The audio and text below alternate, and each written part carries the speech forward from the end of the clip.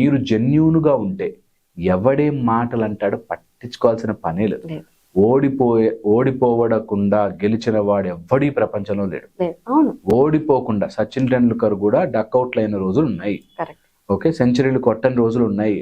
Simple ball out అయిన రోజులు ఉన్నాయి. పెద్ద పెద్ద వాళ్ళు కూడా ఓడిపోయిన రోజులు ఉన్నాయి. ఓకే, సో అందుకని ఓటమిని ఎక్కడ ఓడిపోయామో అక్కడ గెలిచి చూపించాలి. సేమ్ లైక్ మన ఎగ్జాంపుల్ చెప్తే ఫేమస్ గా ఎక్కడ కోల్పోయామో అక్కడే ఎత్తుక్కోమంటారు చూసారా సామెత. ఎగ్జాంపుల్ చెప్తాను. అందుకే మన డిప్యూటీ సీఎం గారు, ఆంధ్రప్రదేశ్ డిప్యూటీ సీఎం గారు పవన్ కళ్యాణ్ ఎక్కడో అక్కడ కొడితే అక్కడ సెట్ అయిపోయింది. అంతే ఉండాలి లైఫ్ లో. ఓడిపోయావు కదా అంటారు కదా మాట, మంచిగా నించున్నాం కదా, కరెక్ట్ గెలిచాం కదా, కరెక్ట్ క్యాలిక్యులేషన్స్ లో ఏమేం చేయాలి కదా, అంతే లైఫ్.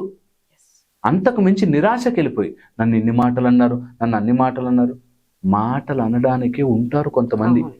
మీరు చూడండి, ర్యాండమ్ గా ఇన్స్టాగ్రామ్ లో కానీ యూట్యూబ్ లో కింద రకరకాలుగా అసలు సంబంధం ఉంటుంది వీడియోకి దీని కమెంట్ కి సంబంధం, కానీ వాడు టక టక టక కమెంట్. కొంతమందికి అదొక ఆనందం, దానికి రియాక్ట్ అయితే మనదే అంతే. అందుకని మాటలు అనే వాళ్ళని పట్టించుకుంటూ పోతే నీకు నీ బ్రతికే టైం ఉండదు.